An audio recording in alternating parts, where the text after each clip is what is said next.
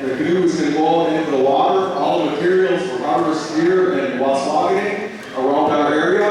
So it was only right to have this canoe sit in our waters one time before it goes back to Madison. Everywhere the Anishinaabe went in this area, they went by Wiigwaasi Jiimaan. It was our main way to travel. Everywhere we went, it was by canoe.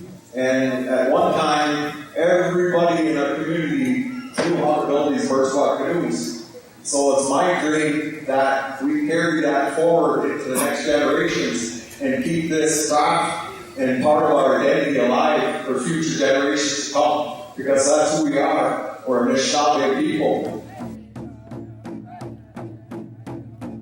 In 2013, Anishinaabe artist and educator Wayne Valliere, Mino-Giizhig, built a birchbark canoe, one of many he's made in his career. That project, Wiigwaasi Jiimaan, These Canoes Carry Culture, partnered Wayne, the ENVISION program of Lac du Flambeau Elementary School, and the University of Wisconsin-Madison.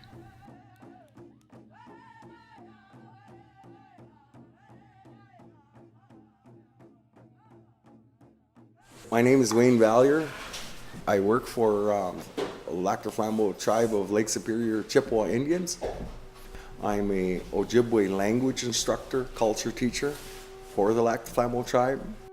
This seed I've been working on for 25 years in my community, and I'm finally seeing like the fruits of it. In our classroom, Mr. Valliere's classroom, our students sit in the sacred circle. We sit in a circle and teach. We're not like the European church pews. We don't sit in a line. We sit in a circle, and that's how knowledge flows, is in a circle. That's how creation flows. What we're doing is we're planting a positive seed of identity in our young people. A long time ago, the Anishinaabe had a great respect for Wiigwaasi. They used it for everything. They used it the proper way. They used it for their ceremonies. They used it for their foods. They used it for their canoes, for their dwellings that they lived in the cold winter months. One of my elders sat me down and he said,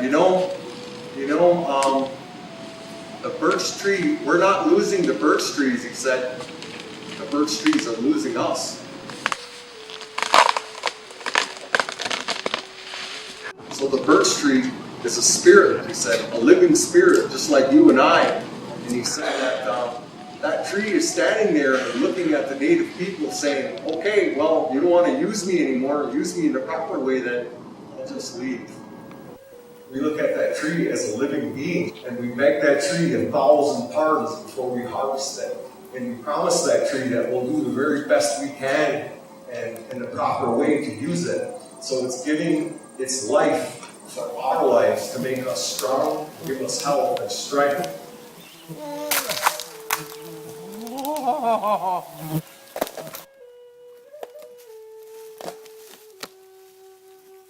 Wow. There was a great awareness, this project, These Canoes Carry Culture, we're involving young people and exposing them to Wiigwaasi and showing them how the connection between the earth and our people and our history and our identity. You can tell the quality of it because it's still so pliable, Part of what we wanted to do as the university partners in the project was to document the entire process of the canoe building, from the harvest of the materials to the actual building of the canoe to the launch and beyond.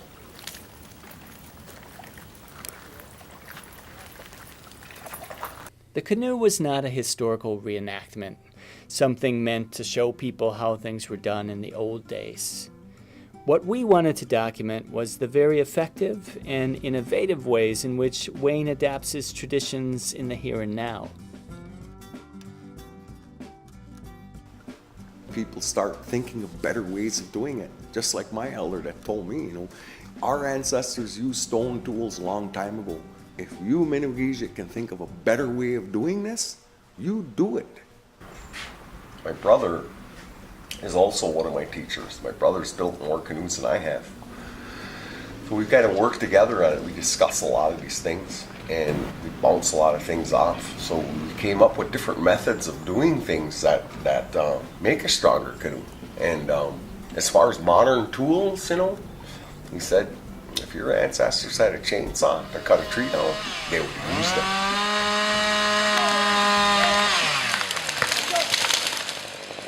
At the end of the day, you still have an Anishinaabe canoe, because these are Anishinaabe hands, okay? Ninjin hands, the Ojibwe, Wiigwaasi Jiimaan. These are still the hands of a native that built that canoe. I'm an outreach specialist with the UW Collaborative Center for Health Equity. With a project like this, you know, you've got kids who are working a lot outdoors, which is good for them physically. It's hard labor, lots of walking, lots of carrying heavy cedar logs as you're walking out of the woods. Okay, now see that? It's the same grain, guys? It's really important that we understand that health is a cultural construction and a cultural process, the idea of healing and getting well. It's a project that's very symbolically important because it's a symbol of, you know, people going out in the woods and working with their hands and creating, through the means of self-reliance, their own sort of informal economy and a good life for themselves. As a folklorist, I was involved in documenting the entire artistic process, so we worked directly with Wayne, the ENVISION students, and the Canoe. I had the chance to experience firsthand then the benefits of public humanities projects that involve and engage so many different communities. We created a blog, social media pages, even a permanent website so that we could make sure to connect the work on campus with community members in Flambeau, Madison, and then folks all over the world. My job on campus is I'm a professor in the art department. I run the woodworking and furniture making program, and perhaps most relevant to this project is I oversee a series of semester-long residencies in the woodshop where we have different people come in for one semester and do some, basically do their work in the woodshop as a sort of a curriculum enhancement and as a role model for the students. Materials are just so different. It's a whole set of inherited knowledge that one has to have to understand the birch bark, the spruce root, and the pine pitch, and the cedar. It's such a specialized skill set. I wanted people to get a sense that there was that other tradition, that they need to think about that, be aware of it, try to understand it. I'm not sure we can understand it from outside, but to understand that there is a different tradition and there's a different relationship to materials and there's a different sort of spiritual connection to the objects. My name is Dallas Hart. I'm 14 and I live in Wisconsin.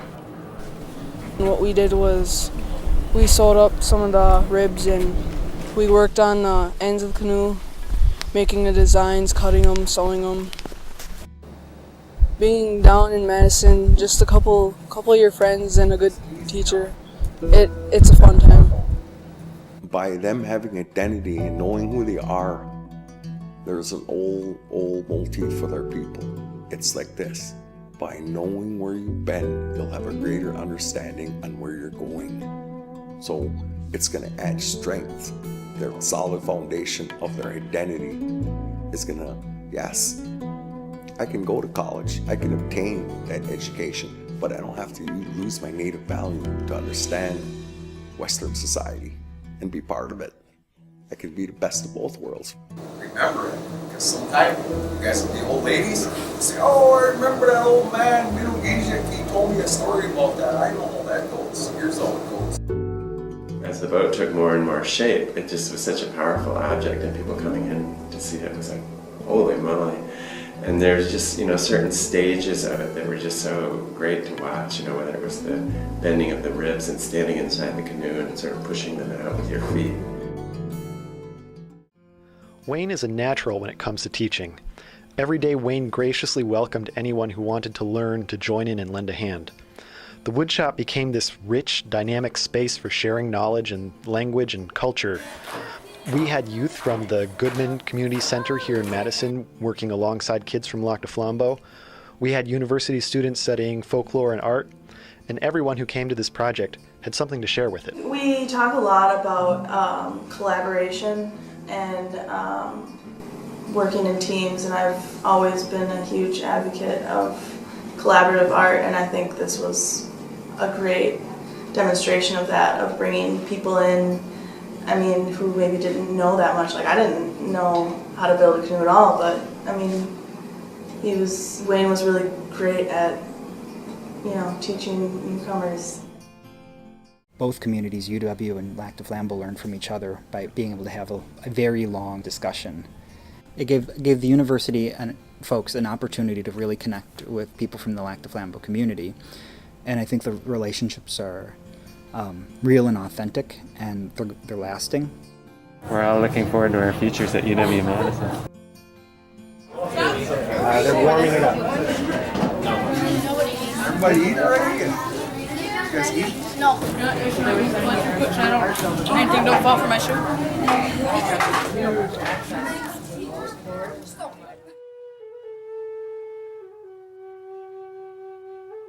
I've kind of dedicated my life into trying to save our culture and make sure that it stays alive for the ones that come after me. The Gaite, Anishinaabe, the old people that left it for us, and to carry forward. We were lucky enough to save some of that when I was a young person. My older brother and I, we saved a lot of our language, our Nwewind, our sound. We also saved a lot of our teachings and our old ceremonies in our community, and we preserved them in a lot of different ways. But best of all, they are preserved in our young people. They are knowing these things, and they're the ones that are going to carry them forward, so that not only Wiigwaasi Jiimaan and birchbark canoe culture lives, but our culture in general stays alive for many generations to come, and to let the world know that the Anishinaabe are still here, and we're still alive, and we're still following our values. Miigwech.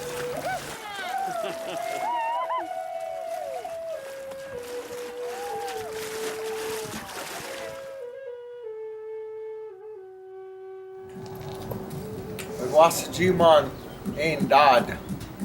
The canoe comes home. Waswaganing.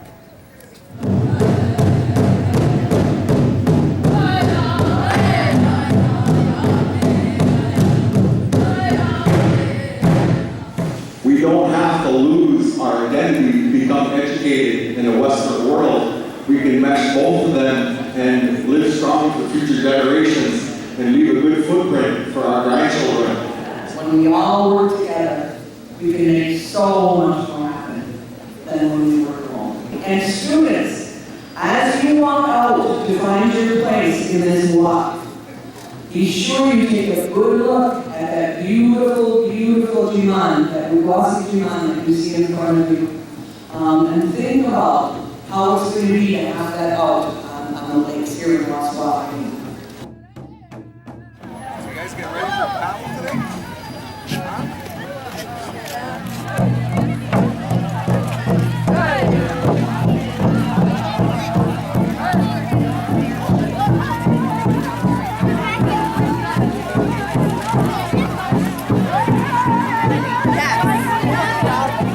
This canoe represents approximately 50 months of hard work from students and different people all over the place. Over 1,000 hands and good energy have touched this canoe in the past year. There's been friendships made. Every time when I try to take a turn in my road to go after something else, it always led me back to this road where I'm supposed to be. This is where I'm supposed to be.